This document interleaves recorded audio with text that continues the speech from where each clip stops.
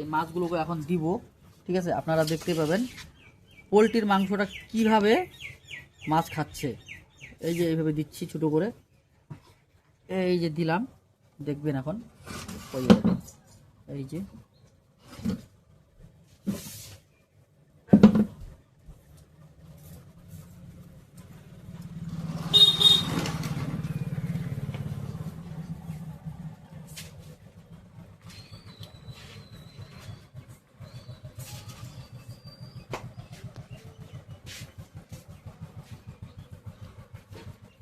그래 불러만 잘해 불러만 잘해